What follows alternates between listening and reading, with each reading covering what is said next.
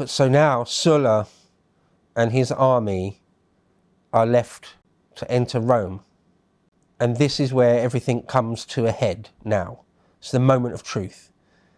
The lion, the fox, is finally come home, and we'll get to see what he actually does.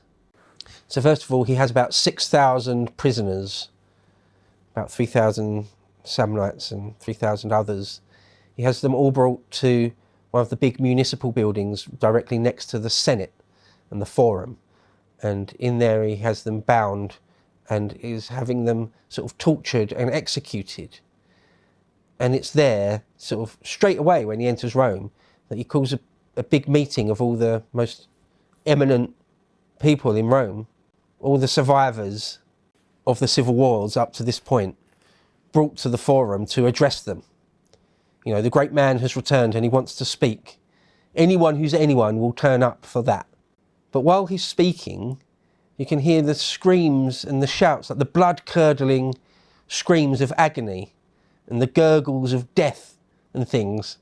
These noises are ringing out over the Forum while Sulla's speaking. I'll read a paragraph here from Plutarch. He says, quote, "Then he, Sulla, summoned the Senate to meet in the temple of Bellona, and at the same moment as he himself rose up to speak, those who had been given the job began to butcher the 6,000 in the circus. The noise of their shrieks, so many men being massacred in so small a space, was, as might be expected, easily audible, and the senators were dumbfounded. Sulla, however, continued to speak with the same calm and unmoved expression. He told the senators to listen to what he had to say and not to bother their heads with what was going on outside. Some of the criminals, he said, are receiving correction. It's being done on my orders." This made it clear at once to the dullest-witted man in Rome that, so far from having escaped from tyranny, they had only exchanged one tyranny for another. As for the elder Marius, he had always had a savage character, and power had intensified, not altered, his natural disposition. Sulla, on the other hand, had used his good fortune moderately at first, and had behaved like a normal person. He had acquired the reputation of being a leader who was both an aristocrat and a friend of the people. Then too, from his earliest days, he had been one who had loved laughter, and one who, so far from disguising his tenderer feelings, would often burst into tears. It was natural, therefore, that his behaviour should cast a certain suspicion on the very idea of high office, and should make people think that these great powers bring about a change in the previous characters of their holders, a change in the direction of pomposity and inhumanity." End quote.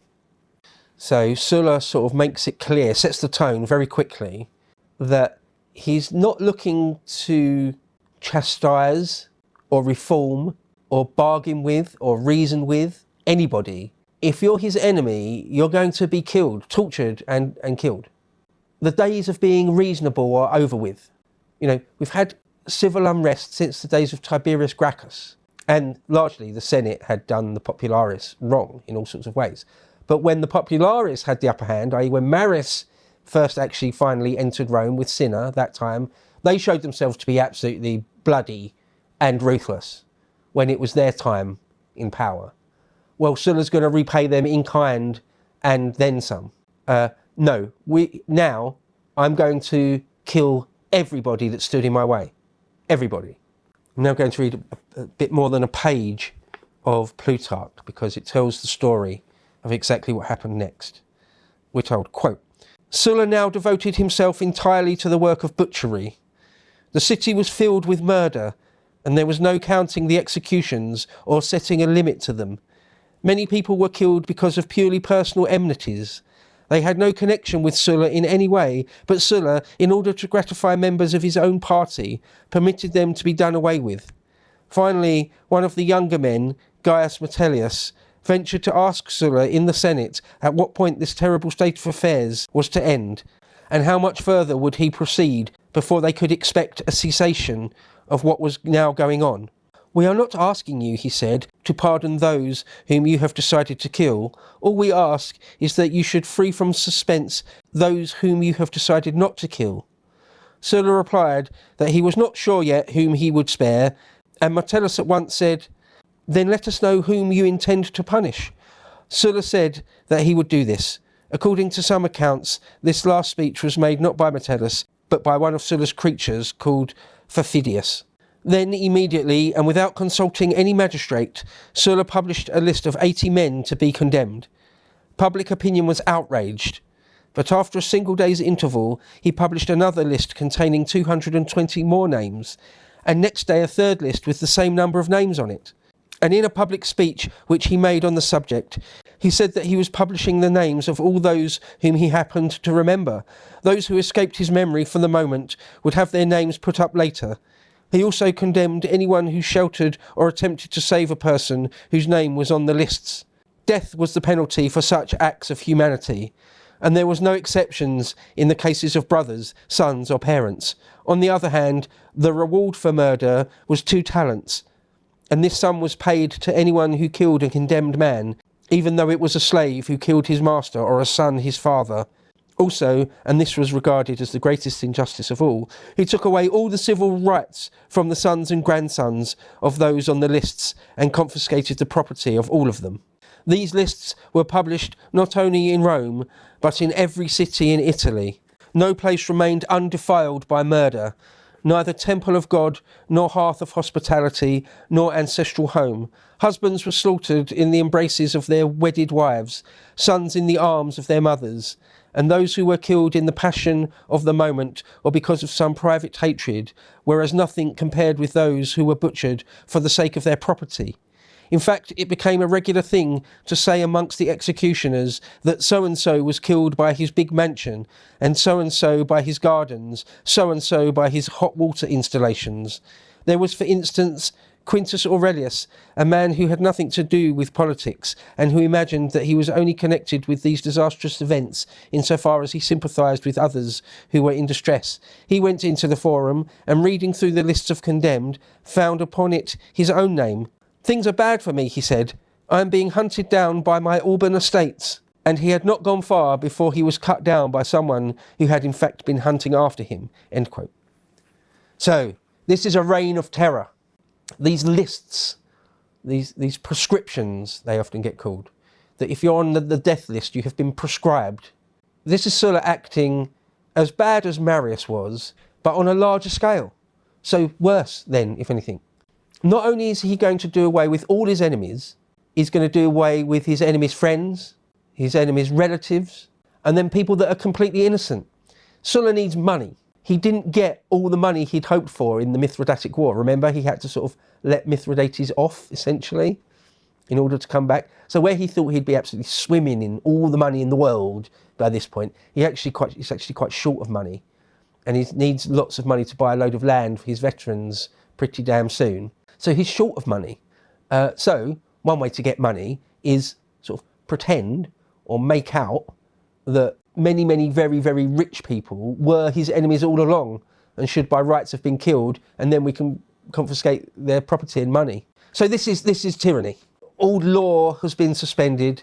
All politics are suspended. Sulla is just a complete autocrat, and he's sparing no one. He's ruthless, absolutely ruthless. Lots and lots of these people's heads are put on spikes in the forum or on the rostra, and so it's a real bloodbath. It's horrific. It's sort of revelling in it. No wonder Sulla's statues look kind of fearsome and scary. Yeah, he's a butcher. Now he and men like him all through history have always said, yeah, obviously, look, it's really, really violent what I'm doing here, but it is actually for the greater good. I'm doing it to stop this endless cycle of tribunes destabilising Rome and the Republic. Yeah, this is really bad and bloody, sure, and grotesque, but there is actually a reason for it. It's not purely because I'm an absolute psycho. It's not just because I love to murder people for its own sake. It's a necessary evil. If I don't do this, we're going to keep going through these cycles of civil unrest and civil war. Look, it's come to civil war now. I'm going to put an end to all that. I'm going to put a full stop on all of that by just killing the other side wholesale. Now, in history, sometimes something like that works. Unfortunately, in this case, it ultimately doesn't work. It works for a while, but not forever. I mean, Sulla, while he's there, while he's sort of in that position of sort of unassailable power where his very word is law, essentially, or just raising his hand, a wave of the hand or a glance from him is a death sentence. While he's sort of enjoying, in inverted commas, that level of power, he goes ahead and does all the other things he feels he needs to. So, for example, one of the things he does is has all Marius's bones dug up and thrown in the Tiber. The symbolism of that you can't miss. Sort of one, sort of blaming it all on Marius in the first place. Two, not letting the Marian faction have a place of pilgrimage. All sorts of reasons to do that. The ultimate win for Sulla. Finally, his old rival Marius, Sulla's going to get the last word by digging up his body, or taking his bones out of a mausoleum at least, and just having them scattered into the river. He just declares himself dictator, not for life, but for an indefinite period while he reforms the politics of Rome. He basically is sort of an ultra-conservative. So what he wants to do is set the clock back a couple of hundred years, i.e. pre-Tiberius Gracchus. He wants to put in place a new settlement, a new constitution, a new system in Roman politics, which just looks a lot like the pre-Tiberius Gracchus times, to make sure that the Senate never has the carpet swept out from under its feet ever again, to make sure that tribunes can't keep destabilising the system, to make sure that Italians and urban plebs can't pervert the course of Roman politics anymore. Here's another paragraph from Plutarch. He says this, quote, "Apart altogether from the massacres, the rest of Sulla's conduct also caused offence. He proclaimed himself dictator, thus reviving a type of authority which had not been used for the last 120 years. A decree was passed giving him immunity from all his past acts, while for the future he was to have the power of life and death, the power to confiscate property and found colonies, to found new cities or to demolish existing ones, to take away or to bestow kingdoms at his pleasure. In conducting the sales of confiscated estates, which he did sitting raised up on a platform, he behaved in such an arrogant and tyrannical way that he became more hated for his gifts than for his depredations." End quote. So he was a king in all but name. That's the thing the Romans had always feared and go on to fear. They don't want a one man to have the power of a king, to have the power of life and death like that. Well, for a while, Sulla's got it. And, as I just read there, he's sort of haughty with it. He's arrogant and haughty with it. He seems quite comfortable wielding that sort of power. He's not embarrassed by it in any way. Sulla thinks himself that he was sort of born to do this. He sort of had a destiny to do this. All sorts of people throughout history are like that. Alexander had that. Winston Churchill had that. Mao Zedong had that. Churchill and Mao, funny parallel there, both wrote when they were young, when they were sort of teenagers or in their 20s. They said things like, "I am destined to be one of the great men of history." It's written in the stars for me to, at some point later in my life, to wield fantastic power and sort of dominate history in all sorts of ways. Well, anyway, Sulla seems to be one of those people. He thought that fortune shone upon him, and the ancient Roman concept of fortune is quite different to us, or luck. We think of luck as, just that, our colloquial use of the word luck is like dumb luck. You just got lucky. That wasn't anything to do with your skill. You just got lucky. Well, they thought that luck or fortune, the gods bestowed that on you, and for a reason, because you deserved it. If you were very, very fortunate, if you were very, very lucky over and over again, that was because you deserved it, because you were good, because the heavens wanted it that way. Anyway, that's how Sulla saw it, that fortune shone upon him, and it was righteous. It was good, and he deserved it. Here's a paragraph from Plutarch again, who said this, quote, "In fact, he showed so much more confidence in his good fortune than in his own powers, that in spite of the great numbers of people who had been killed by him, and the great changes and innovations which he had made in the constitution, he laid down his dictatorship and gave back to the people the right of electing consuls. In these elections he took no active part himself, and he went about in the forum like an ordinary citizen, unguarded, so that anyone who liked could call him to account." End quote. Now that really is a remarkable thing. That's among the most remarkable things about the story and the life of Sulla, in my opinion, is that after a few years, it was a good few years, while he's setting everything straight, murdering anyone that even looked at him sideways, murdering anyone that even sort of dared think of whispering anything against him, setting the constitution right as he saw fit. When all of that was done, when he decided all of that was done, he just renounced his power.